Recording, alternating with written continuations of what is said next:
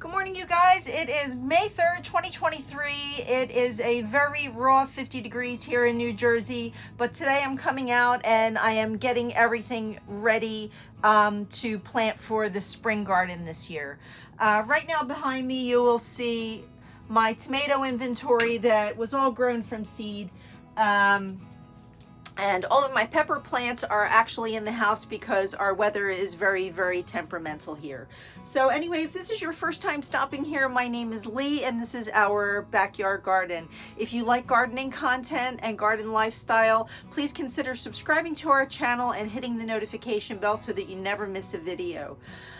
We first up front want you all to know that we do not have all of the answers. We are here to share our experience with you and show you what successes we have and what failures we have, and that we can discuss, that we all learn together. We are successful growers though. We have been growing in this garden. This is our 10th season growing here, and we have highs and lows. Every year we produce at least enough tomatoes where I'm harvesting tomatoes between 20 and 40 pounds a day. You will also hear me discuss that we suffer from diseases like blossom end rot, we get blight, we get insects, we get all sorts of stuff. But through all of that, we are still successful gardeners. We grow tomatoes, we grow cucumbers, all in many varieties, lots of peppers. And this is the first year that I'm not buying any tomato plant from starter packs from the big box stores. Everything here has been grown from seed. We have the most varieties ever. There's 20 varieties of tomatoes here this year that will be going into the ground. And numerous varieties of our favorite peppers being bell peppers and mildly hot peppers. So what we want you to know is that I have a tomato here that is not very, very happy. So today's the day I prepare to plant. We're looking at our 10-day forecast, and even though it is only 50 degrees right now, it's very, very raw. Today and tomorrow is going to be more rain here in New Jersey. And for those of you who like to go by zones, we are like 6B, 7A. It's kind of all over the place here. But basically, and traditionally, we look towards Mother's Day for our spring planting date to avoid any pop-up frosts that might still be happening. So right now it's looking like our nighttime temperatures are only going down into the high 40s and low 50s. So with that in mind, I have brought my entire tomato inventory that I started from seeds out here into this Costco greenhouse. Now, right now, it's almost 70 degrees in the greenhouse at this eye level here, but down on the floor, I keep another thermostat.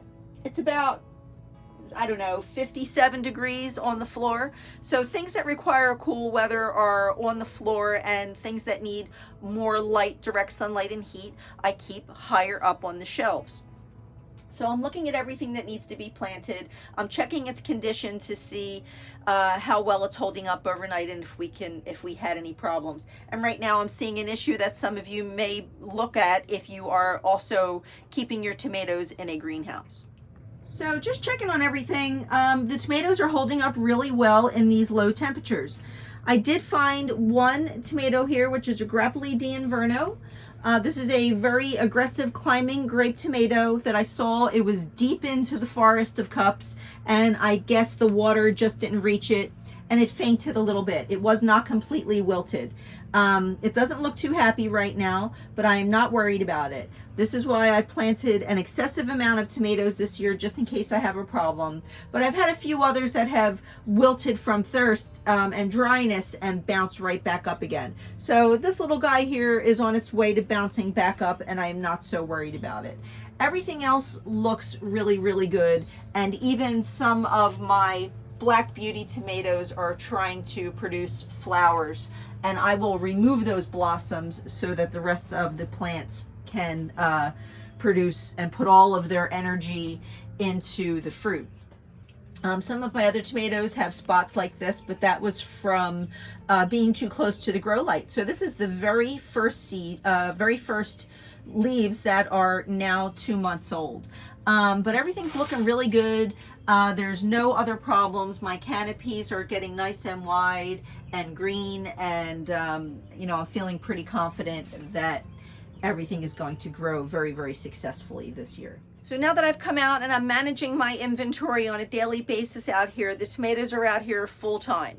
Unless it gets extraordinarily hot, or if the temperatures drop under a temperature of say 45 degrees, I will not leave them out here. Even though the greenhouse maintains about 5 degrees over, I'm just really like a helicopter mom when it comes to my tomatoes and everything. Like I said, all of my peppers are inside because I'm not playing around with that, and all of my basil has remained inside. So it's going to be another year of basically going from winter here in New Jersey, which I can't even call winter here. It's like a fifth season. It just didn't get really very cold. So we're going to go right to summer next week. It's going to be 76 degrees this weekend. I'm going to allow the earth to warm up for a few days. And even though the daytime temperatures are going to be in the 70s and the nighttime temperatures are only going down into the 50s, I want the soil to warm up, and then I'm going to put all of my tomatoes in. And then next week, when it's definitely warmer, is when I'll put my peppers out. And you know, there's really no sense in, you know, rushing everything into the ground. It's not going to mean that you're going to get anything sooner or bigger or better. It just, you're really, you know, these tomatoes want to be in a certain environment. They are not going to bloom if it's too hot. They are not going to hold up if it's too cold. So trying to find the right temperatures to get them into the ground and get them acclimated without going to shock is very, very important. So I've learned to plant them out on a day where it is somewhat overcast, not too hot, definitely not too cold, and where my nighttime temperatures are, I like 55 degrees at a low. Yeah, we'll be getting ready to get these guys into the ground. And right now I'm going to turn the camera around and show you a fertilizer that I've been using in case you're interested on something that you can put into the ground as you're planting. And not only do I plan to use that for going into the ground directly, I also use this fertilizer for my seedlings, which you can see are very, very healthy. So this is a product I like and I'm going to recommend. So this product here, you can see what the numbers are, is your basic, you know, fertilizer for achieving calcium, phosphorus, and nitrogen.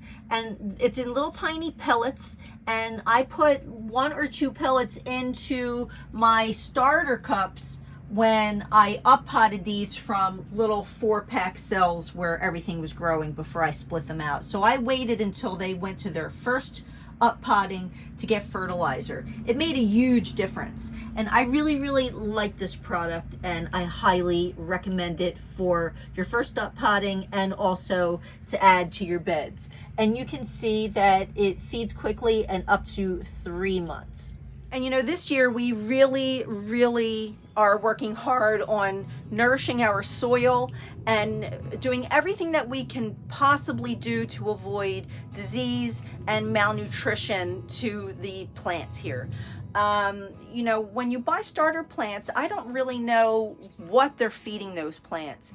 But gosh, as I went shopping, even at the local garden centers, their seedlings had some massive stems on them, really thick and chubby.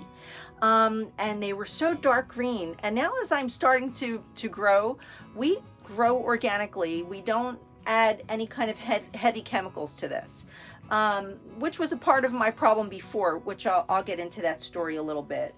Now I'm able to look at these seedlings that are growing at these different stores and say, what are they feeding them to get those stems so chubby and that canopy so dark green? And the answer is, not only are they providing lighting very, very close to the seedlings so that they don't have to reach and get too leggy, they're also just loading them up with fertilizers. I don't know if that fertilizer is organic. We don't really know what we're buying. We don't know what we're eating unless we grow it ourselves. So I can tell you that as the grower, that this is an organic garden here that is growing. Now, previously, as an organic gardener, in my ignorance, I thought that meant offering nothing to the soil, not worrying about the soil, just taking a plant and putting it in the ground and letting it grow with no pesticides. That was my old self, not understanding that I still have to help this, because these tomato plants really, they do tell you many, many things. Now, we don't test our soil, but based on the amount of green up that I have on everything that we grow and the amount of giant leaves that I get, I'm pretty sure I can say we don't have a nitrogen problem. The fruit that we do get grows pretty good. Well, like I said, it grows wonderfully. We get 20 to 40 pounds of tomatoes a day for months and months and months. Now, the one area that I am pretty sure that we have problems with is calcium and the ability of the tomato to uptake that calcium. Now, your tomatoes need to be able to build their own immune system, and they need phosphorus, they need calcium, they need nitrogen, they need potash, they need all of the things that you see in your fertilizer ingredients list. So we decided this year that we're going to go above and beyond. We enriched all of our beds with leaf compost that we bought as our soil amendment this year. Our beds are loaded with organic material from our compost, which is eggshells, coffee grinds, banana peels, and all other green peeling things that I, shred every day as we eat as vegetarians and I prepare my food. We just created this huge compost bin. So we were direct composting into the tomato and pepper beds where John was digging holes and putting all of our compost deep in to the beds. Now, what happened with that? As we were adding the new compost soil that we bought in bulk, and we can attach that video for you. He was turning everything in and mixing it all up like a big recipe. And he realized that in all the places where he put that direct compost, it was loaded with earthworms. So now we have worm castings out there naturally, which is another thing that I added to my seedlings. And I'm glad I mentioned that because I almost forgot. I added just a little sprinkle of worm castings to each cup as I uppotted them. And I'm going to be adding worm castings to the bed as I plant.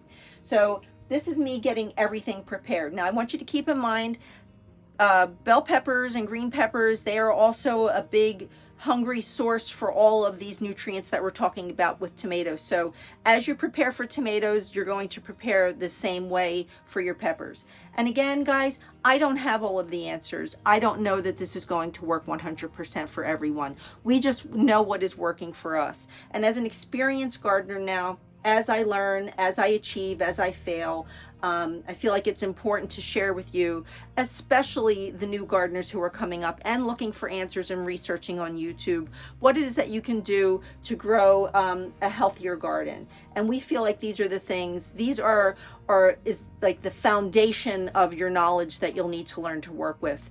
What your soil needs, how you're growing, how you're maintaining your plants. Something else that's very, very important is light. If you're growing on your kitchen table, these tomatoes and peppers, they need light. If you should be hardening off by now. So once I brought all of my seedlings out here, they went crazy just getting the light from the greenhouse even on cloudy days.